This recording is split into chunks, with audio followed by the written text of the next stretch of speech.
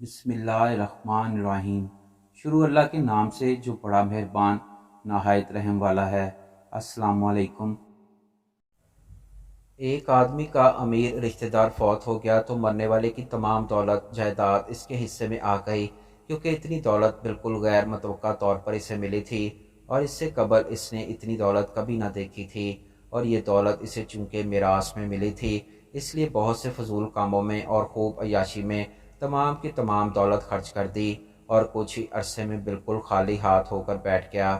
تو اس نے اللہ سے دعا کی کہ اے میرے پروردگار، تو نے جو کچھ مجھے عطا کیا تھا سب کا سب ختم ہو گیا ہے، اب یا تو مجھے زندگی گزارنے کے لیے سامان عطا کر، یا فرشتہ اجل کو بھیج کر مجھے اس جھنجھٹ سے آزادی دلا دے۔ دعا کے ساتھ ساتھ اس نے بہت گریہ وزاری اور سینہ کوبی بھی کی۔ اسے ایسے مال کی خواہش تھی جو بغیر محنت کے حاصل ہو۔ اس نے خواب میں ایک فرشتے کو دیکھا جو اس سے کہتا ہے کہ اے اللہ کے بندے، اس وقت یہاں پر تم کیا کرتے ہو؟ اللہ نے تمہاری فریاد سن لی ہے، مصر میں ایک خزانہ تمہارا انتظار کر رہا ہے، فلاں بستی کے مکان میں خزانہ دفن ہے، تم فوراً مصر پہنچو۔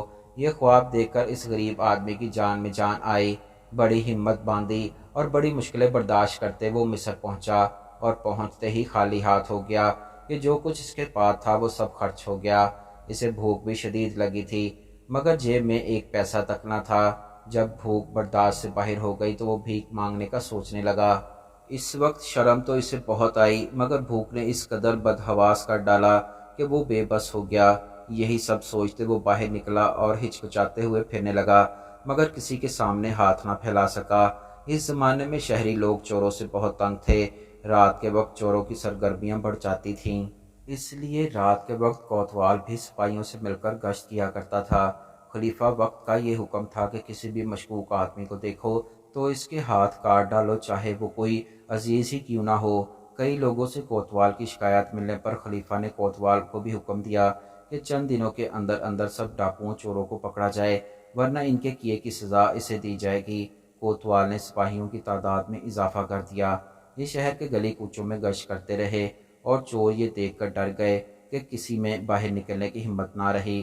یہ آدمی جو بغداد سے چل کر مصر آیا تھا ان سب حالات سے بے خبر تھا، اس لیے رات کے اندھیرے میں بھوک سے بے بس تھا کہ کوتوال نے اسے پکڑ لیا اور ہاتھ کاٹنے سے پہلے خوب مار پیٹ کر پوچھا کہ تو کون ہے، کہاں سے آیا ہے اور اس وقت شہر میں کیوں پھر رہا ہے؟ اس نے روتے ہوئے جواب دیا، مجھے مت مارو، میں تمام حقیقت سے تمہیں آگاہ کرتا ہوں۔ کوتوال نے اس سے کہا، لگتا ہے کہ تو اس شہر کا نہیں ہے، کسی اور علاقے کا چور ڈاکو ہے، جلدی سے سچ بتاؤ ورنہ تیرے ہاتھ کاٹ دوں گا۔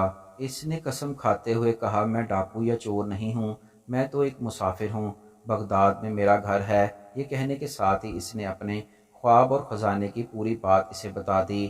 کوتوال حیران ہو کر بولا، چل میں مان لیتا ہوں کہ تو چور نہیں ہے، مگر تو صرف ایک خواب پر اپنے لالچ کے باعث جان جوکھم میں ڈال کر بغداد چلا آیا۔ اب میری بات سنو، تجھے بغداد میں رہ کر مصر کا خزانہ دکھائی دیا اور میں نے مصر میں رہ کر بغداد کے فلاں محلے اور مکان میں خزانہ دیکھا، بلکہ میں نے یہاں تک دیکھا کہ کس مکان کے کس حصہ میں خزانہ دفن ہے، لیکن میں نے آج تک مصر سے نکلنے کی ہمت نہیں کی۔ میرا دل مجھے کہتا تھا کہ مجھے کس چیز کی کمی ہے، میرا خزانہ تو یہاں میرے گھر میں ہے اور میں یہاں پر آرام سے بیٹھا ہوں۔ اس آدمی نے کوتوال کی یہ بات سنی تو بہت خوش ہوا، اس کا سارا دکھ جاتا رہا اور سوچنے لگا کہ اس قدر مار کھانے کے بعد نعمت کا ملنا لازم تھا، اصل خزانہ تو میرے ہی گھر میں ہی دفن ہے۔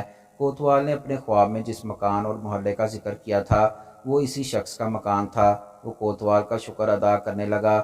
اس کے بعد وہ شخص سجود اور رکوع کرتا رہا اور حمد و ثنا پڑھتا ہوا مصر سے واپس بغداد روانہ ہو گیا۔